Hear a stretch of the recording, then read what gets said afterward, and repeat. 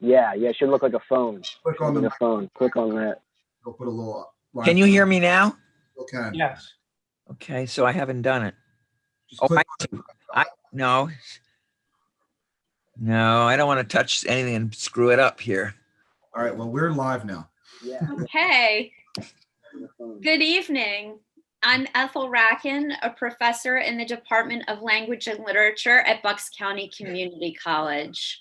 Welcome to the first reading of the Wordsmiths reading series for 2020-2021. This is our first virtual reading in the series, but our hearts, of course, are still at BCC. So you can see behind me, yes, it's daytime, but this is where my heart and mind is. And we're so glad that you're able to join us this evening. It's fitting that our first reading of the season is by three poets who are closely affiliated with the college community: Christopher Bursk, Joseph Chelius, and Greg Probst. We're so fortunate to have them with us here tonight to share their wonderful poetry with us. Please join us here on the YouTube channel again on November 15th for our annual Bucks County Poet Laureate reading and celebration, featuring the current laureate, Mary Jo Lobello Jerome, along with the new laureate, runners-up, and one of this year's judges, Liz Chang. And on December 4th, we'll welcome novelist Carol Maso, along with former Bucks County Poet Laureate Cheryl Baldy. More information on the Wordsmiths series can be found at bucks.edu. Thank you to the Cultural Affairs Committee, the Department of Language and Literature, Dean Nicole Tracy, and Damon Honeycutt for making this event possible. So Greg Probst is our first reader this evening. Greg is a writer of poetry and fiction, as well as a filmmaker. He is a recipient of the Pam Perkins Frederick Memorial Scholarship for the Marriage of Art and Poetry and the Dr. Alan Hoey Memorial Scholarship for Short Fiction. His writing has been featured in the Centurion, the Temple News, and in Hyphen, Temple University's undergraduate literary magazine. In Greg's poem, Riverside, the ridiculous meets the sublime. The poem begins, Shakespeare's face has condom wrappers on it, along with a half-eaten Twix bar. I pull him from the gutter and open to where my pencil was left months ago. And the poem ends, and so he goes babbling off into sleep, always with me awake, watching to make sure his shoulders never cease rising and falling, up and down, still there. We're in for a wonderful ride in Probst's inventive, poignant work. Greg. Hello. Thank you for that, Dr. Reck, and I do appreciate that introduction. Hello, everyone out there. It was a pleasure to be here with you tonight. It is quite an honor to be invited to read at Wordsmiths. As a longtime attendee of these readings, I am humbled by the opportunity to read tonight, both as a Bucks graduate and as a member of this writing community, which I'm sure I am joined by out there, some of those wonderful Bucks County writers. I have the privilege today of joining Joseph Chelius and Chris Bursk, two writers I extremely admire, and I could not ask for better company tonight. When I first met Chris 10 years ago, it was in his fall creative writing class. The first book assigned was a chapbook called Row House Yards by Mr. Joseph Chelius. So if you guys can see that on your end. I had never annotated a book before and was confused when Chris asked us to mark up copies. My copy is still blank to this day when I flip through it, untouched because I was hesitant to add my own words to something as serious as a book of poetry. The accessibility of Chelius's writing was eye-opening. Now, reading over a poem called Green Corduroy, I'm reminded of the dignity and heart that is shown in Mr. Chelius's writing. I am honored to be here with Joseph Chelius, and I greatly hope that he reads Green Corduroy tonight.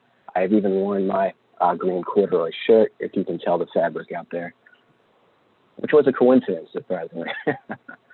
Chris, who at the end of that first semester gifted me a tiny and unforgettable book called The Infatuations and Infidelities of Pronouns, has never stopped mesmerizing readers with his apparent invincibility in spite of showing such deep, deep vulnerability.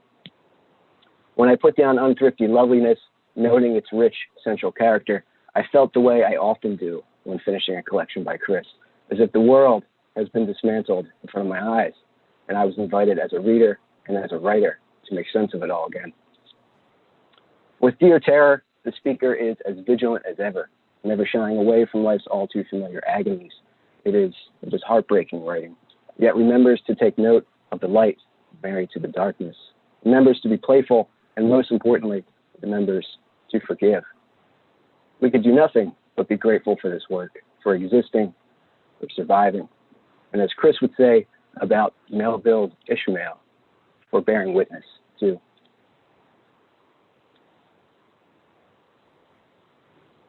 It might be fitting to start off with a newer poem written in the time of virtual meetings such as we are doing today.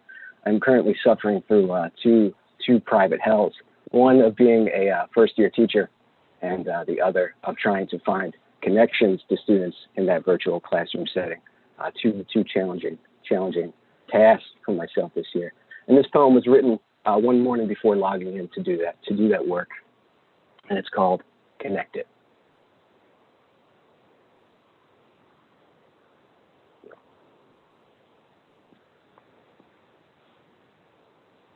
We have to log in today. Remember our passwords, hold our chin up, at least so facial recognition can let us in. We have to log in today, smile for the camera, speak a little more directly, a little louder, and maybe a little bit closer to the microphone. We have to log in today to do our best to make genuine that which has always, even in person, been supremely difficult. We have to log in today and try to stay connected.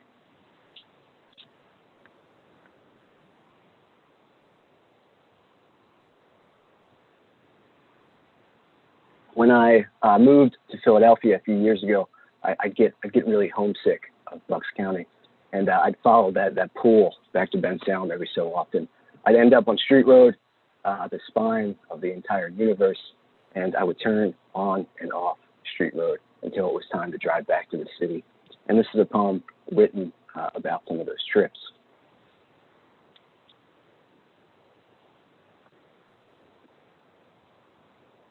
You take Street Road back to the world, pine needles fall nearby. These places still exist, revisit it like a box of wilted baby pictures in a storage locker. On a Sunday, you take Broad to Vine to I-95, and you take the exit to Pain and Mercy. And you go to the places that kill you, and it all stands before you, confident as ghosts. 320 Pine Court is still there, and you drive slowly, and out of the passenger side window, you see yourself sprinting out the door, and you see yourself walking behind Holly over the pine needles to the bus stop into the third grade, and your Oldsmobile is not where Mom parked it, and a steakhouse replaces the woods you rode your bicycle through, and a wrought iron gate keeps Street Road from Beach Court, and you want to call Courtney Melendez and tell her that she was the best friend you ever had, but you know that cypress and spruce and willow are not to be revisited today.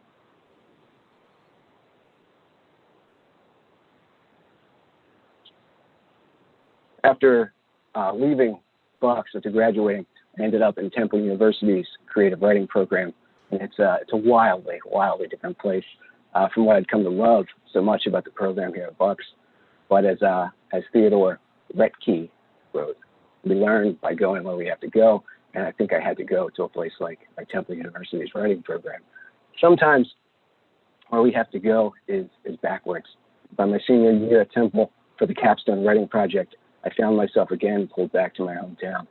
I would read over a few books, traveling through Ben Salem, and another book called Ben Salem 2. And my contribution to that legacy is this excerpt from a short story that I titled Ben Salem 3.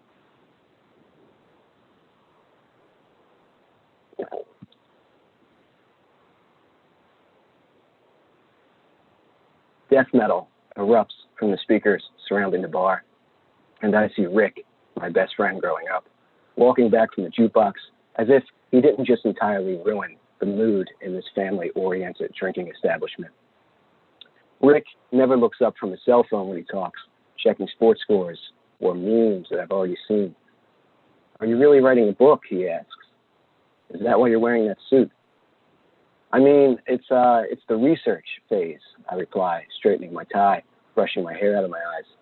A lot of work happens before you ever, commit pen to paper.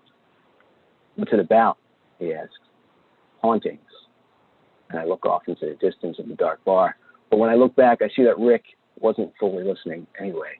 Rick shoves his phone into my face, a video that I've already seen, but I watch anyway. It's cell phone footage from a high school classroom. A student with really long blonde hair is yelling at his teacher. He's fed up, tells the teacher that she needs to be better at her job. Says that if you want to get through to a student, then you got to touch his freaking heart. I think about my mother, her being lazy, her being lonely, me abandoning her at the end. And I think about how Walt Whitman asked, is anyone supposed it lucky to be born? It is just as lucky to die, and I know it.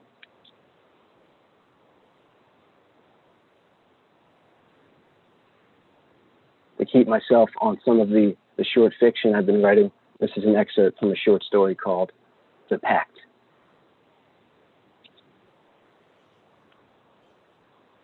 Mornings are hard. It's like you're always expecting something very bad to happen right away. And usually it's nothing, like you're late for work at your new job, or it's raining, and that's as bad as it will be. But sometimes you find out your best friend from high school is dead, and you're not devastated the way you should be, because you expect these things. You wait for them. I find out the way you do on Facebook, by repetition. Someone posts on his wall, "Fly high, Derek," and it's so odd. I smile, like it's funny, even though I know exactly what's happening. Rewind to a few years before. He was half serious when he said it that summer after my freshman year in college. For me, it was a reunion, but Derek never left. It was his dad's backyard, and there was nothing about the world yet forgotten that needed to be remembered. That night, I flagged an email That night I flagged an email, and it was as if that kind of moment got tucked away in my pocket too, the way you lose track of the things you're not reminded of every day. It was hot even at night, but it wasn't right without the fire pit, so said Derek. Besides, the beer was cold, and his dad stocked the fridge when he heard I was coming over. Derek was Googling how to report dead friends on Facebook, saying that Anthony Carmichael was hacked because, despite being dead, his account was still making inspirational posts. I knew Anthony wasn't hacked, that it was most likely his mom still posting from her son's account, as if this dead friend of ours were still her precious angel, even though we all knew how Anthony died without having to be told. In the town we grew up in, there is an initial transaction that spans and alters until there is a trade-off out of necessity, and we all know it. And my graduating class is dwindling. Derek had discovered that it's actually really complicated to get a dead friend's account deactivated. There is a link and then a form asking, what is your relationship with dead friends? There's a space to upload a photo of the death certificate, and then they review it to determine if it's real. Looking through the dozens of living friends, post-utilitarian well wishes flooding dead friends' feed, I said, if I die, delete me before people write all this shit on my wall. I've tried to delete mine, I said. They won't let you. There are so many questions. You keep clicking that you want to delete it, but they keep asking you, are you sure? Are you sure? And that's when they show you pictures. I remember that Derek's dad buys light beer that tastes like wet mosquito wings. And I said, it's weird. They're good pictures, ones with meaning. How do they know which pictures mean something to you? Algorithms, replied Derek.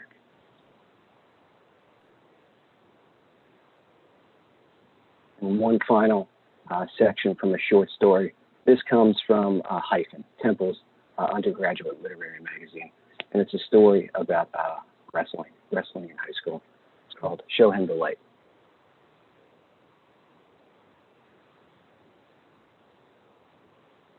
They sent a scrub out onto the mat, and Ulrich was embarrassing him. There is still a full minute on the clock in the second period, and it's evident that Ulrich is going to win by tech fall with the next score.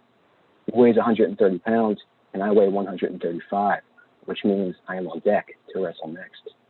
I go into the bleachers to be alone, and I put my elbow in the wall, and I stretch, and I press my face into the cool shadow and begin praying, saying, please, God, don't let me get hurt. Please, God, let me win. And please, God, don't let me do anything stupid. At Weighins, we lined up in our underwear, Ulrich in front of me, looking thin. I had heard that he cut down from 160 pounds. He always eats freeze-dried peas after Weighins. I eat hot dogs and soft pretzels. Lip got on the digital scale, and the ref said 126.1. So Lip dropped his underwear and climbed back on the scale, and the ref said 126. Good. I counted from the front of the opposing team's line, 103, 112, 120, 126, 130, until I reached the kid I thought he'd be wrestling. He did not look at me, but I looked at him. The whistle blows and my heart drops like a handful of McDonald's straws, and I pull my hoodie off and start stomping out from under the bleachers, and I pull the straps of my singlets over my shoulders and Velcro my headgear, and Ulrich gets his hand raised, and the team forms a human tunnel in front of me, but the senior captains do not look at me, and I run through the tunnel, and it opens into floodlights. I say my last name to my social studies teacher at the scorekeeper's table, and she smiles and nods. The ref blows the whistle, and we begin circling the mat like we're dancing, but neither of us knows all the moves. Wrestling is not a team sport. You're alone out there. The team is only as good as its weakest wrestler.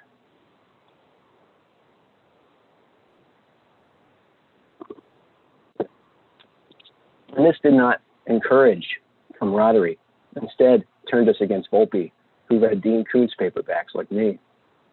Hating Volpe for all the extra laps we ran, all the extra push-ups, for being too fat and too weak to keep up. The gym is very old and quiet. Other kids' parents take turns calling my name when it gets too quiet. The second floor apartment moves when Mom finally shifts from the recliner in front of the TV, and I feel it underneath me as I do push-ups in my bedroom, and I can do 300 now. So I switch and do clap push-ups until the windows rattle.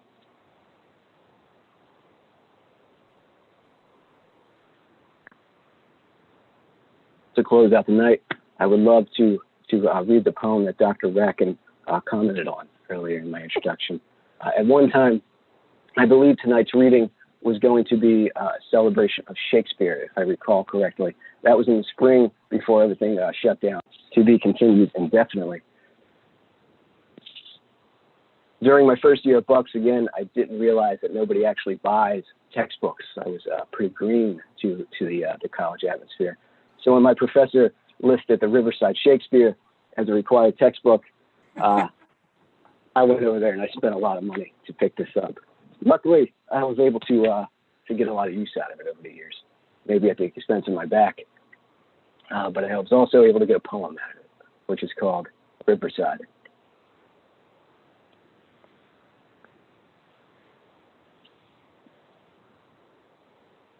Shakespeare's face has condom wrappers on it, along with a half-eaten Twix bar. I pull him from the gutter and open to where my pencil was left months ago. You have to concentrate to make him out, but like any journeyman drinker, slurry old Shakespeare slips slices of the sublime in between bits of rhyme. Like as the waves make towards the pivot shore, so do our minutes hasten to their end. And I'm taking his glass away and pulling the jacket from his shoulders, preparing to guide him to a warm bed.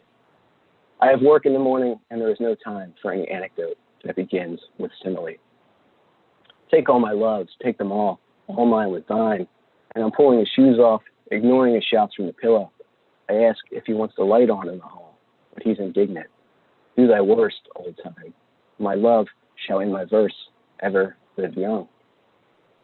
And so he goes babbling off to sleep, always with me awake, watching to make sure his shoulders never cease rising and falling, up and down.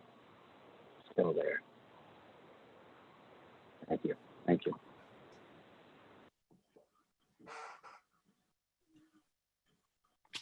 Thank you so much, Greg. That was wonderful. Joseph Chelius works as an editorial director for a healthcare communications company in the suburbs of Philadelphia.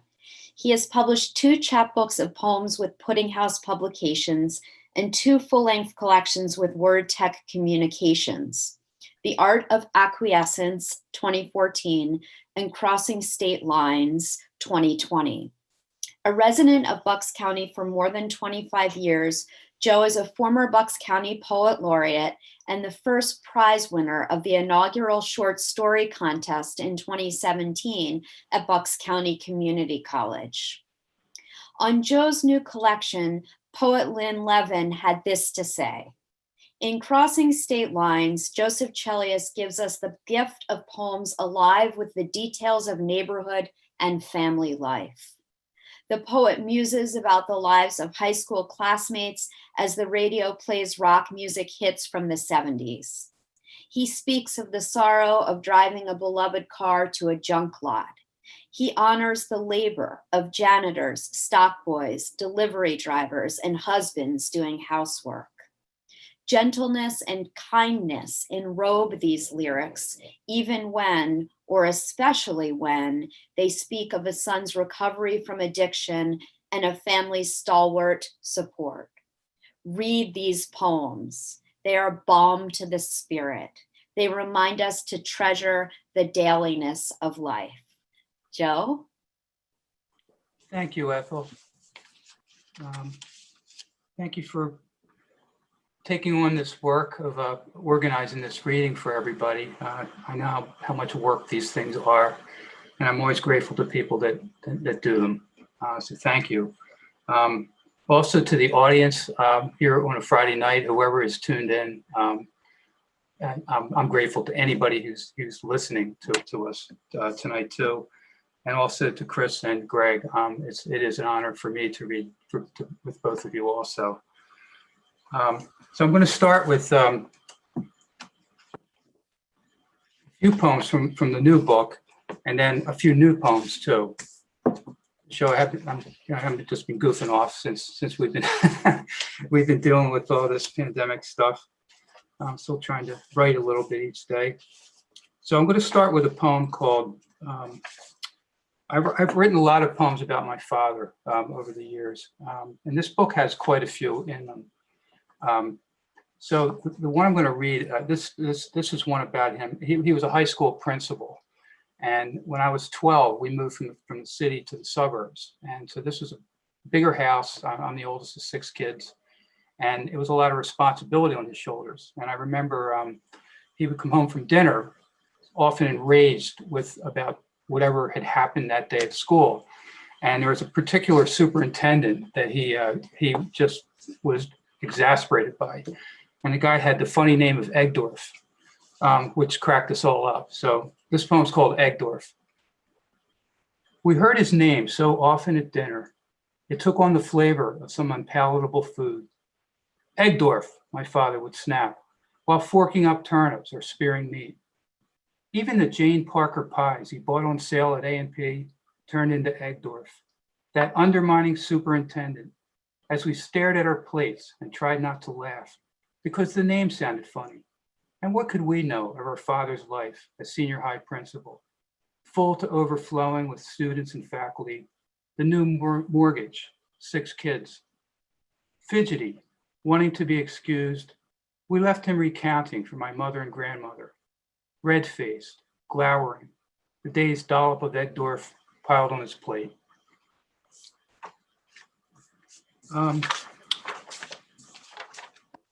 We were talking a little bit before the reading just about how unsettled things are today. There's just a real great lack of civility in the country, I think, more than I've ever seen, no matter what side of the political fence you're on. So it got me thinking a little bit, like in trying to select poems to read for this reading. I remember as a boy, I was never encouraged to show any kind of emotion, any kind of feeling. You never cried or showed any kind of weakness. So I've actually selected two poems that kind of speak to that a little bit. One is called To My Well-Behaved Self. Nagging kid brother, my respectable twin, how I resented those sidelong glances, your empathy for the sales clerks, as my friends and I raced up the down escalators, sprayed one another with Jean Naté. Boy with good manners, your shirt tucked in. No wonder I tried to ditch you in housewares, leave you lagging in revolving doors. But later, in the dark sanctuary of my bedroom, I'd welcome you like the friend it embarrassed me to be seen with. The two of us with sound lowered on the cheap stereo, its light a glowing altar, each song a mumbled prayer. Friend who never turned on me, how I appreciated your abiding loyalty. No snickering, no divulging of secrets when I ease up the volume to Led Zeppelin's Stairway to Heaven, the Who's Behind Blue Eyes, my voice hesitant until you nod encouragement, the only time all day. And this other poem, I call this poem New Primer for Boys. When I was in high school, like so many other high school kids, I guess, The Catcher in the Rye was just, I mean, I could quote paragraphs of it. I read it so many times. And this particular quote, I actually used it for an epigraph in the poem. It's from The Catcher in the Rye. And Holden says, I hate fist fights. I don't mind getting hit so much, although I'm not crazy about it naturally. But what scares me most in a fist fight is the guy's face. I can't stand looking at the other guy's face is my trouble. New Primer for Boys. There are no coaches here, no men clapping on the baselines for you to be a hitter or to look alive in a wilting sun. With stoicism by the wayside, feel free to step aside for the sizzling grounder. Let the burly fullback push past you like a curtain as you cheer his dash upfield. At the window on rainy days, show pity for all things. A broken cap pistol, your sister's doll left lying in a puddle. Give in to your quiet penchant at dinner for imagining string beans as forlorn siblings. A platoon in fatigues looking for refuge by the stony potatoes on the side of your plate. At your next fist fight, be amenable to pulling punches. Be the budding poet or horticulturist, unwilling to smash the perfect petals of another's lips. So I'm now going to turn to a couple newer poems. I've been writing a lot about music influences on me. And I remember when I was a kid, I actually have a poem. I'm not going to read it tonight, but it's called Herb Alpert and the Tijuana Brass. And it's those are the first records I ever played on a turntable because they were like handed down from a great aunt. But later when I got into college, I got interested in classical music. And I remember at LaSalle where I went, we had these bins. And this is when the Berlin Wall was still up. And I think there were these Eastern Bloc countries that would be sending records over somehow. You would have these musicians that you'd never even heard of, and the records would go, they were really cheap. So I would kind of stock up on them. And plus my dad was interested in classical music and you know, he would criticize rock music, but he when I got interested in classical, it kind of gave us a little bit of a bond. Purchasing Brahms, Symphony No. 3 at the campus store. I like the sound of his name, the chiming chord of its one syllable, and his caricature on the cover, in flood pants and a frumpy coat, the Old Testament beard, stub of cigar jutting out of his mouth. And when I purchased it for just $2.99 and played it on the turntable at home, I was struck by the Allegro's "Now Hear This," as described on the liner notes, the lush sweep of Fritz Reiner and the Chicago Symphony Orchestra becoming my gateway to classical music's more intricate stuff, piano trios and string quartets, and the gateway to my father, who dismissed everything from Aerosmith to Zeppelin as noise or crap. Sitting low by the big console in the living room, he would listen to Bach and Handel while he graded exams or savored a pass. But now my sudden interest had roused him from his corner, eager to talk classical music with a son who for whole afternoons once orchestrated in the concert hall of his bedroom games with baseball cards, a pair of red dice, and who even as a student in college, reading literature, buying his first classical records, still went around composing lineups in his head, imagining Brahms in a batting order with the other stars of his day, Dickens, Dvorak, Tolstoy, Tchaikovsky, and on this side of the Atlantic, called from the North American League, that power-hitting tandem of Melville and Whitman, who in any lineup of world literature and music could bat third in cleanup, even on the 19th century's all-bearded team. I write quite a lot about baseball, and he managed to slip a little baseball into this last poem. And so I had this idea of, I get a lot of ideas for poems when I'm driving someplace and something strikes me. And I've driven by the baseball field so many times and looked and said, geez, why don't I just stop and watch an inning or two? And I never do. I'm always in a hurry to get somewhere or take care of a chore. So that's what this poem's about. It's about stopping between errands to watch Little League baseball. Forget the hardware store, the broken clapper on the running toilet, and the wilting asparagus, the half gallon of milk chocolate, sweating it out in the sauna of the trunk. Unlike my fellow spectators in the stands, I have nothing invested here. No regard for the score, or as I'd had years before, no son to cheer as he stands at bat or maintains his poise on the pitcher's mound. But like some roving ambassador, a retired neighbor filling his days, I have taken these moments to play anonymous fan for both the Reds and the Yellows as they compete on the field, to feel the sun on my back, to feel the sun on my arms, on the back of my neck, to be a man interrupted, kindly, avuncular, without a list or an agenda, who if only just briefly on a Saturday afternoon can put out of mind the unpacking of groceries and household fixtures, can resist even the pent-up mower, eager after a week's storms to tame the grass one swath at a time. The pandemic has actually kind of shrunk my subject matter even more, I think, because I'm like so many others, I'm working from home. I'm lucky to be working from home and have that steady work. So I've been spending more time looking out at the backyard, walking to local, parks and things. And so this poem's this celebrates, I also like to write about objects a lot. And so for a long time, we had this bowling ball that somehow ended up by our shed.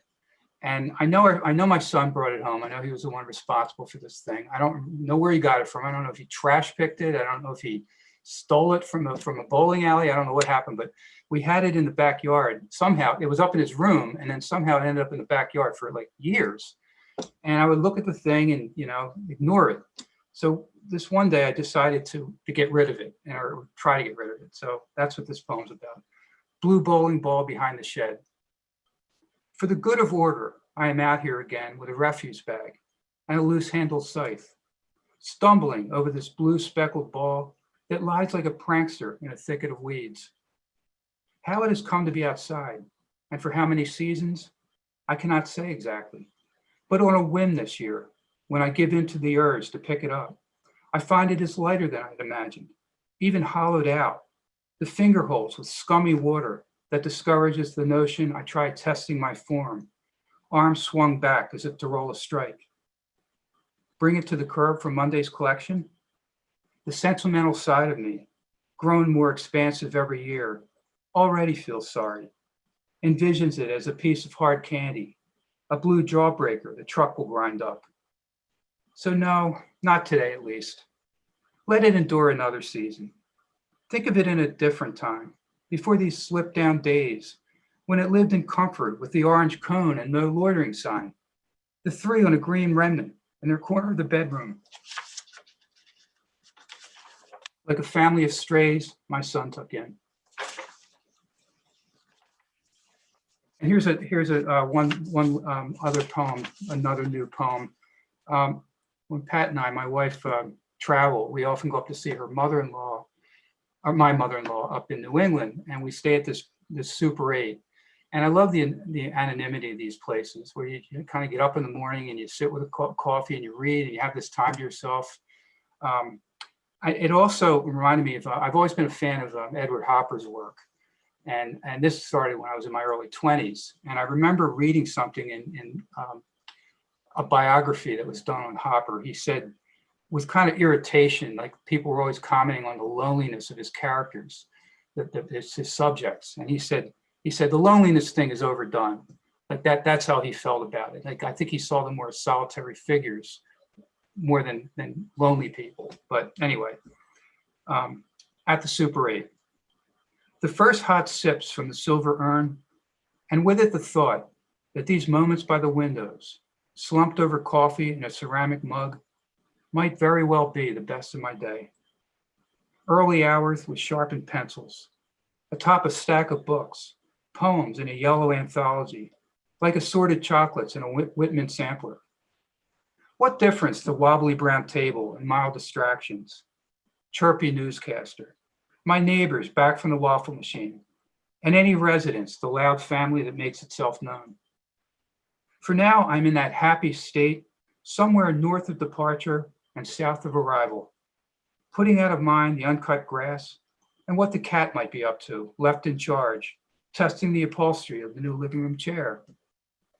In a while, my wife will join me, and we'll lift the lids on the scrambled eggs and vat of oatmeal. We'll sit together and apart, the two of us turning pages, only half aware of rain on the windows, the gentle tap as if to prod us along. Under the pink neon of the motel sign, in a patch of light worthy of Hopper, a man emerges with a single bag. Lonely or merely alone?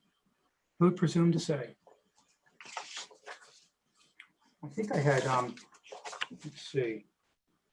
I have one more poem I'm going to read, and I had one picked out until Greg mentioned green corduroy. So I'm going to thank you, Greg. That was very kind of you to single that poem out. That's from my first full collection. It's also from that chapbook. So this poem is called Green Corduroy. And this, so I began with a poem about my mother, and I'll close with one about my father, and I will close with one about my mother. And this is a poem about those countless things that parents do for you, which you don't appreciate when you're a teenager. And then later you think back and you think, wow, I mean, a lot of my poems about my dad are the same thing. These kinds of poems about recognizing something later. And this is typical, the kind of thing my mother would do. Green corduroy. After she gave me the green corduroy jacket I would wear all through my freshman year, cramming the pockets with tasty cake wrappers and Philly's blunt matchbooks I'd worry apart, my mother told me of how she'd stood before a three-way mirror at JCPenney to try it on, flexing the shoulders, then winding up as if to uncork a wobbly spiral or a dripping slush ball at a turning bus. Hearing this story, I could only roll my eyes and squirm under the heavy blankets of such devotion. Who might have seen her in those crowded aisles, the glare of mirrors taunting her form? But here at these circular racks, as I shop for my son, surveying jackets for durability and style, I think that if anyone noticed, it would have been another mother with packages and receipts, a woman on tired feet, who would have smiled with sisterly recognition at my mother in the binding sleeves of a boy's green jacket, flinging pitches in the dry store air. Thank you, everyone.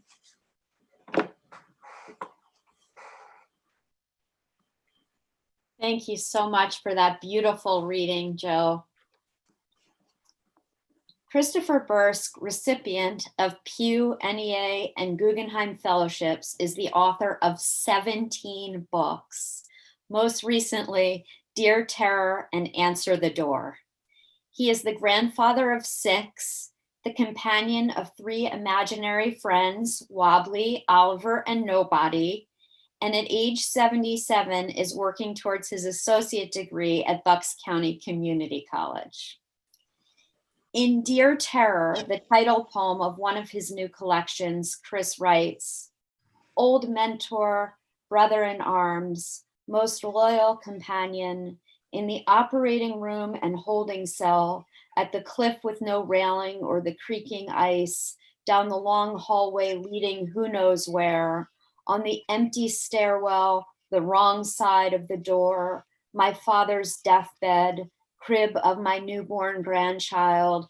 Don't worry, I won't forsake you.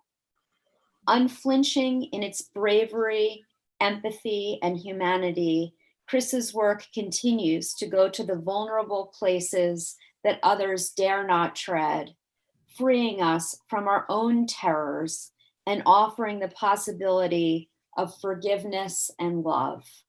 Chris?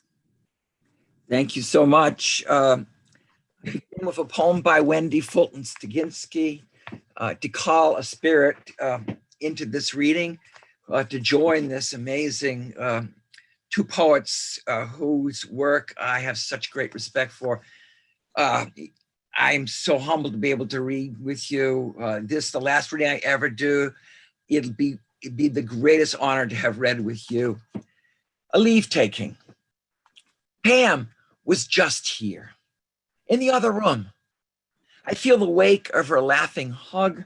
She hasn't gone far. I know she hasn't. Hair flying like thistledown. She's taken a walk to Seymour stones. Grainy ones, perhaps, with cream lines, or undulating soft ones that fit cool and smooth in the palm of her hand. Her fist light and loose around them. There, she's offering you one. So Wendy Fulton Staginski in this lovely poem has called, I hope you can see this, sort of the spirit of my friend Pam Perkins Frederick. I read to you now from the attic where she and I used to meet to work on our poems. We would work over tea and raisins and cookies because you can't talk about poetry without snacks. And it seems so appropriate to be here sharing these poems with you. I also want to admire, I love these covers. My daughter-in-law did this one. My son did this one.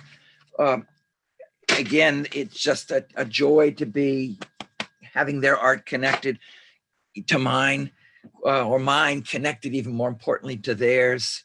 I got a little list of things to say, so bear with me. So I am so grateful to Ethel. I don't know what we do without her at the college. And this Wordsmiths series, this reading with Joe and Greg, I don't have to read anymore. I'm done. It was great seeing you because you got your money's worth already. Ethel, you are amazing. I want to thank Ethel and Lorraine Henry Linz for helping me to get the courage to have these books go forth. And Mary Ann, my wife, for supporting me in these struggles. I'm not always the easiest person to live with. Indeed. I want to thank the Spring Workshop, who with the community poets to which Greg referred to, and Future Cycle Press and Read Furiously, two presses that are willing to publish poets like me, poets who aren't Billy Collins, but who have faith in our work, and we need more publishers like them. But now I'd like to summon another spirit. And I married this spirit. It's not Mary Ann. I married this person and went on his honeymoon with him. There we go. Yep. Herb Perkins Frederick. I went on their honeymoon with him to the Frost Place. Probably the first minister to go with the couple on their honeymoon. And this is a poem by Herb. Herb also used to come in his last years to work on his poems and to share working with our poems. And this is a poem called Distance. Last night, with our bedside window open, I was immersed in the sounds of rain when my heartbeat, captive no longer, invaded the night. I knew only of its parting gladness as tethered to my body. I watched it go. I loved the timbre of a distant sound, the way faint overtones dissolve on like the muffled tones which rainproof walls impose behind a solid door. But our open bedside window, like a small clearing in a forest, can still admit that brink of silence. I remember lying on the straw-filled tick of my cot at scout camp as each bird offered me the sparse punctuation of his song. Then I begrudged even the canvas tent between us, the unfurled soft bluster of its compromise against the rain. Even now, I think some small music is still measuring the wind. So this can't be that awful a world if you've got phrases like the unfurled soft bluster of its compromise against the wind, or the sparks punctuation of its song. So I'm going to read you a poem from Dear Terror. And as I keep reaching and fumbling, this is exactly how I teach. My poor students must go a little seasick with me, but that's good for them. And this is called A Boy's Hoarded Vocabulary. I gave a presentation yesterday and today to 11th grade honors class at Penn Ridge over the Zoom. And I read this poem to them, and I realized as I was reading it, oh, maybe not a good idea. The poems had to be vetted before I read them, and like this snuck through, I'm not sure, but I'm not sure what the 11th graders thought of this. A boy's hoarded vocabulary.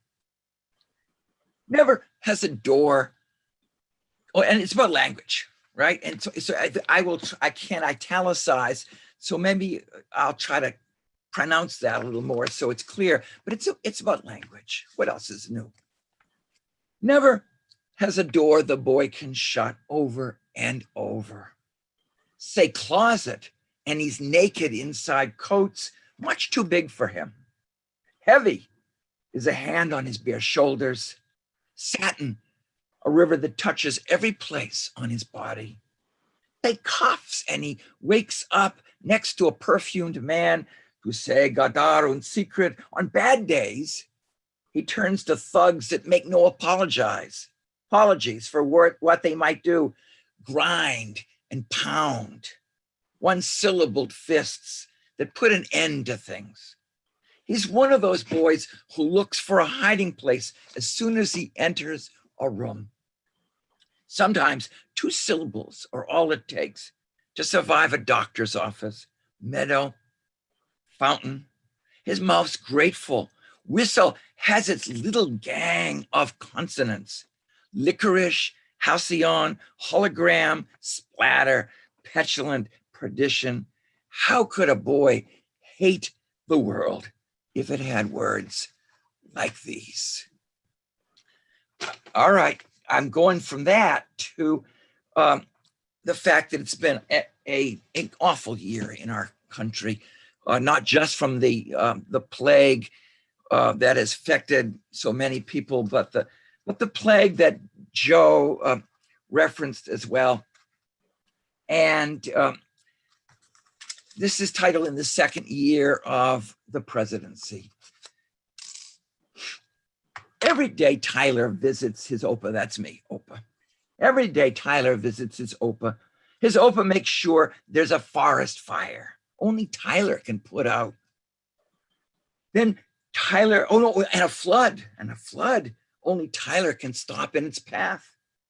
Then Tyler turns 13, and his OPA watches from the window as the boy shoots hoops by himself.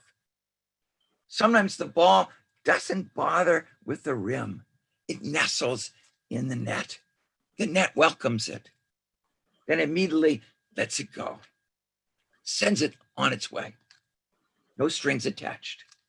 For a moment, Tyler's OPA forgets the planet is doomed.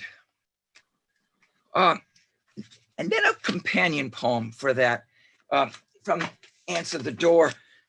My kids don't remember, I don't think, going with me on to protests. At a very young age, I took them. In this one, I took my Christian, who's now much older, And they used to have those things that you ride and the baby bides in the back and you bounce up and the baby's there. And I was working at a black college in the South. And there was a TV show called The Friendly Giant. It was, I think maybe they had producers were on LSD or something, because it was a very strange, and I've Googled it since. And I found the actual theme song, which I did remember. So this felt one of those demonstrations that my son Christian went with me. And I will try to do justice to the opening of Friendly Giant. Look up, way up. It's the Friendly Giant on channel 65, setting out a little chair for one of you and a bigger chair for two more to curl up in. Today, FG has a tuba, and he makes the most interesting music with it. My son and I start dancing, though just a few hours ago, the two of us had been hunting for streets the tear gas hadn't found yet. Christian bouncing on my back, me with a free Bobby V sign in my one ink-stained hand, leaflets in the other. But now, Friendly Giant and the Jazz Cats and my son and I tilt and sway, prance and swivel. There's terror and cruelty, and then there's television. There's this moment, and then the next. I'd like to follow that up with a poem called It Happened. I'm not even sure which book it's in. I'll find out in a second. Yep, here it is. It happened. You get a phone call, and then nothing's the same afterwards. You turn on the news, and nothing's salvageable for this day and many days thereafter. You ask a stranger how he is, and then he tells you. You wander onto a website, and you can never unsee what you see. You drive to your cousin's burnt house and stare. You place lilies of the valley on your mother's gravestone, even though you know the wind will blow them off afterwards. You sit next to your sister in the doctor's waiting room and whisper, it'll be all right. You make the mistake of waking up the very morning you should have stayed in bed. You answer the door. Though the mailman's not in the habit of knocking unless it's bad news. The week after your friend has died, you dial her number. You listen for her voice and know there's nothing you can do to make time feel sorry for anyone. The newspaper doesn't care if it ruins your day. The light falls on your words you're writing. It offers no helpful suggestions on how to get through this week and the next. I want to place against that a poem called SPCA. I think it's in my door book. And I put it against that because it's not about me. It's about, as often when I write, it's about, I create an alternate selves. And it's about a kid who goes to the SPCA to get a cat. And what I loved about writing the poem is I really admired this boy. Nothing to do with me, not at all. But I really admired him, and he became so real to me. And I think he is real. He's out there somewhere. At the SPCA, the boy inquired, which one is going to be gassed first? The girl who unlocked the cage, working off her community service, she said, though he hadn't asked, pointed to fur in the corner. It looked like a hairball. The cat must not have known it was due to die. It did nothing to win anyone's affections, but bristled and turned its back to the door. The boy thought he could hear it grumbling. Apparently, they disturbed it at an inopportune time. Do cats dream? The boy wanted to know. I don't even like cats, the girl said. I do, the boy said. as if it needed saying. Much to her surprise, the cat didn't scratch or even hiss when he picked her up. Yes, it was a she. He checked. It seemed important to know. Though that changed nothing. Of course, he named the cat Schrodinger. Who else? What else would a solipsist call his cat? The cat let his fingers question her chin, the little pockets of soft and hard just below each ear. His right hand introduced itself to her spine, fur the color of a river after a long rain. Are you sure you want this one?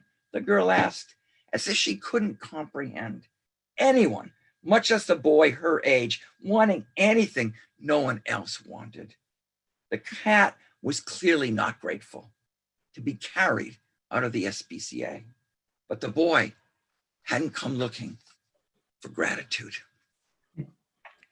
Okay, I'm going to read maybe 4 more poems, if that's all right. I'm going to read a poem again about another boy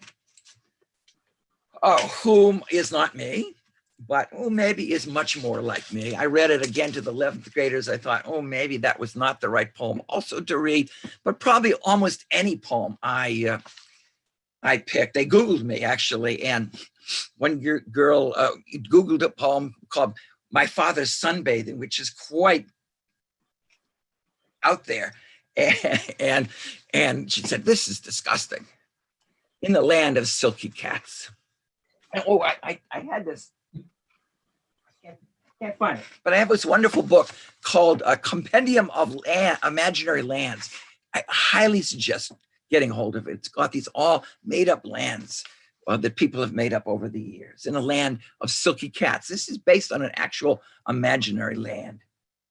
In a land of women who give birth only to daughters, I was born a freak of nature, a boy. In a country of babies who come into this world singing as if they can't get over how bright it is, how much room their outstretched arms have, I knew not to cry.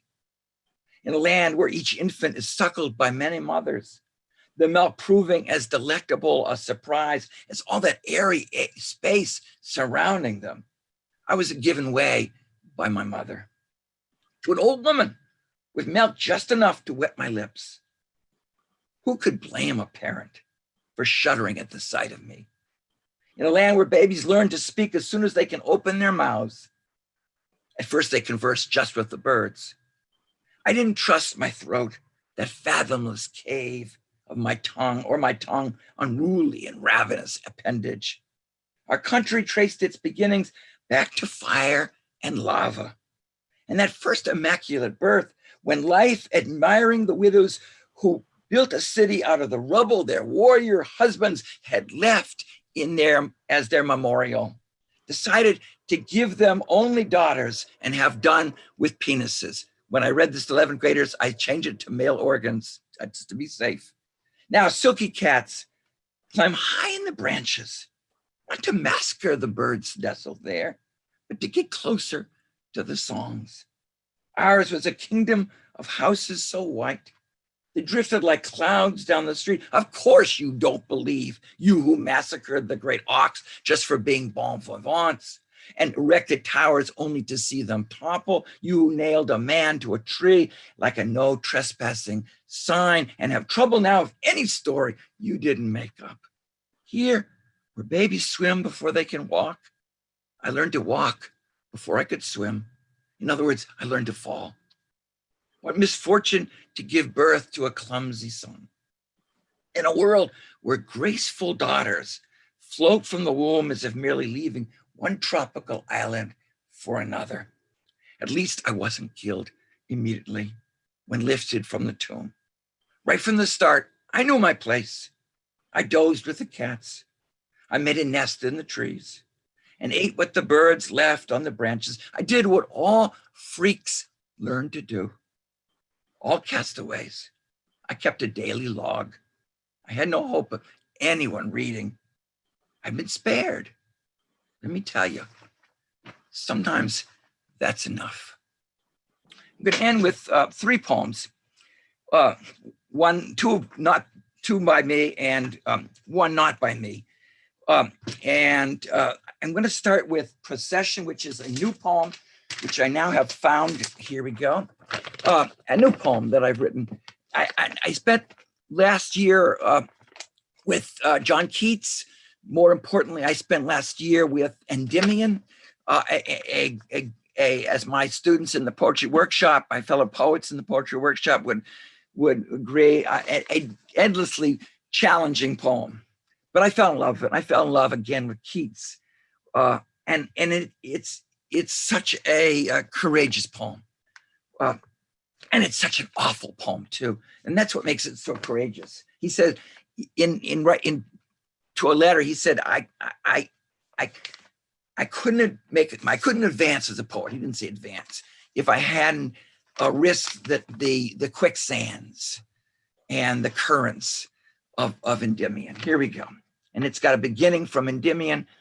It's called The Procession to the King, the Palace of King Neptune. Say, I entreat thee.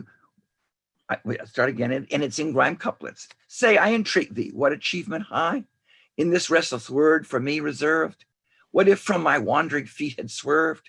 Had we both perished? Look, the sage replied. Endymion with quick hand the charm applied.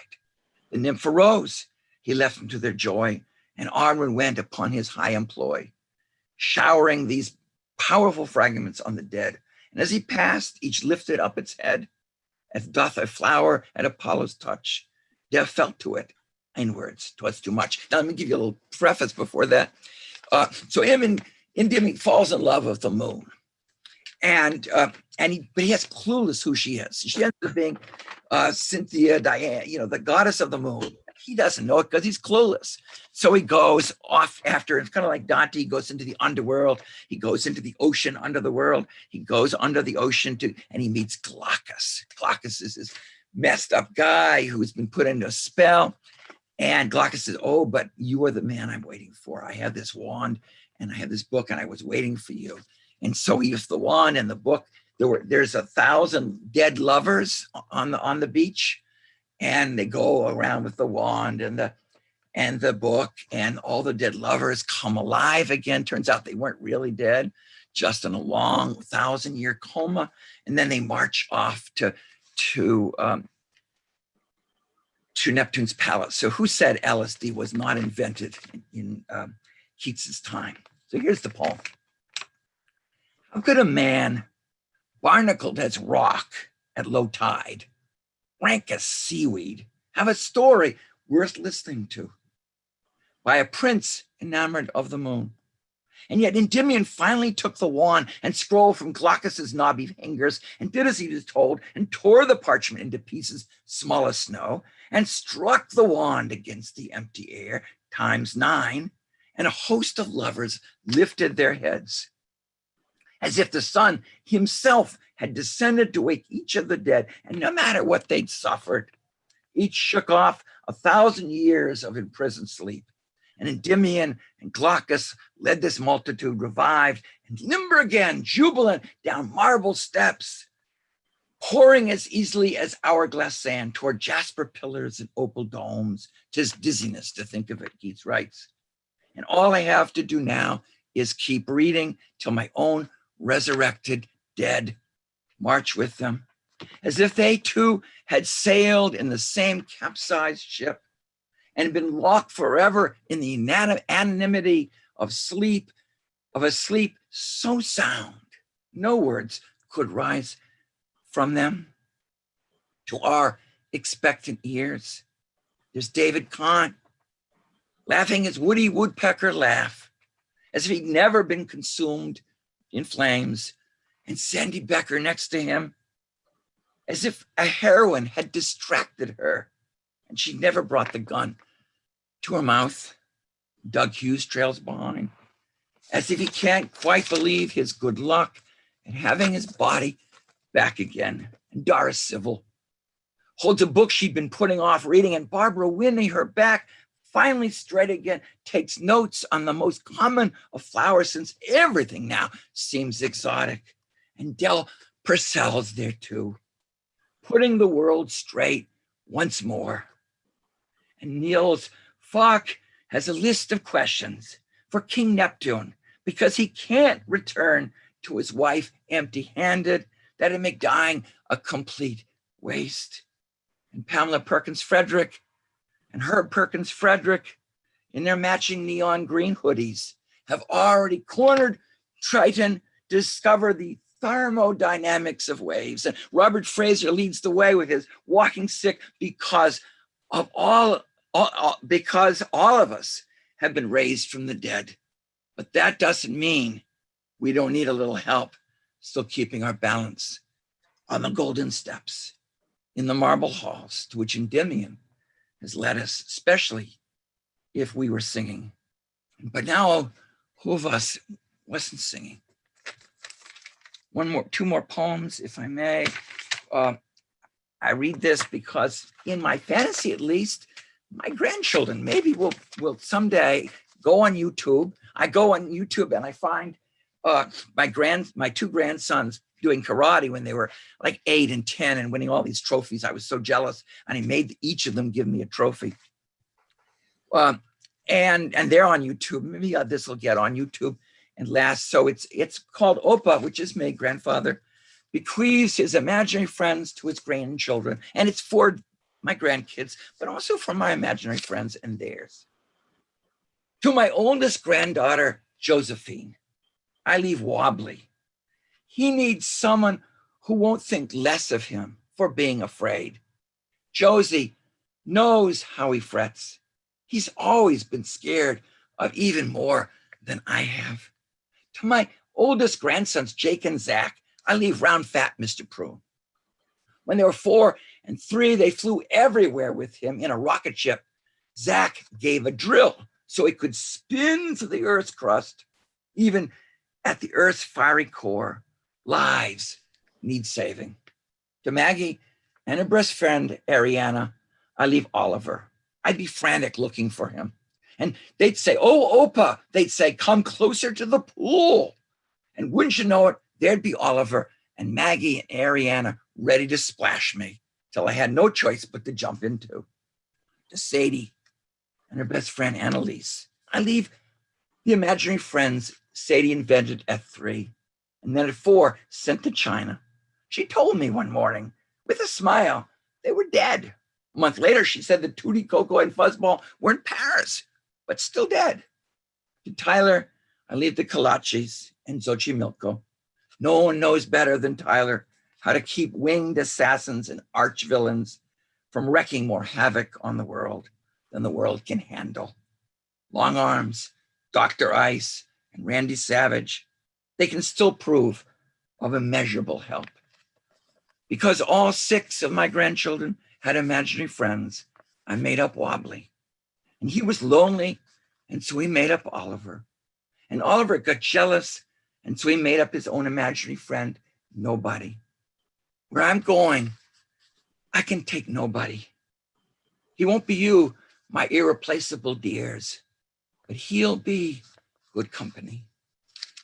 I'd like to read the last poem by my beloved Pam. It's the last poem in her posthumous book. She workshopped it in this attic, and it's a perfect poem to end by. Again, Joe and Greg, thank you so much for allowing me to read with you. Ethel, thank you so much for doing this. I know they're giving you $100,000. You didn't know this, but they're giving you $100,000 raise for this. But it'll come. And thank you all, folks, for listening to these poems. This is from, it's called Two Parting Views. I'll just read the last. The light is not so much a hand on fern, blackberry, and incipient goldenrod, as it is a falling, softly, as if the sun had sifted, is sifting, lightly, on the unruly, crowding mass of greens. Closer to my shadowed stone, they're backlit, burn like light-struck glass. They're turned up flats of leaves, reflecting hot jade. They hold an envy of translucence. Light takes us where it will. swarming on solitude. Even when we're in shadow, it waits a little further on. Thank you so much. Thank you so much for that amazing reading, Chris, and to all of our readers tonight. It was a really, really special night, Zoom or no Zoom. So we broke through that wall, I think. And thank you to all of you who have joined us tonight. I was able to take a quick glimpse at one point, and it looks like a very enthusiastic audience. Lots of great comments coming in on the YouTube channel. So thank you for being here, as always. And please remember to buy our readers' books if you haven't already. So please, this is an essential part of any good poetry reading, is buying books. So we have to take this step and do this ourselves now. We don't have the bookstore on hand, but we can go online to the publisher's sites or to whatever sites we find. It's not hard to find these books online.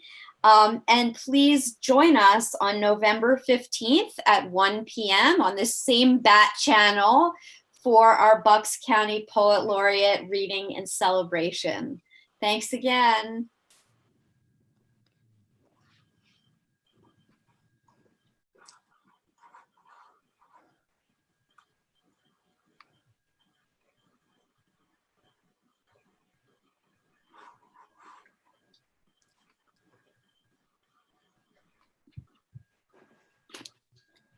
Do we get a signal? Yeah. Damon, should we sign off?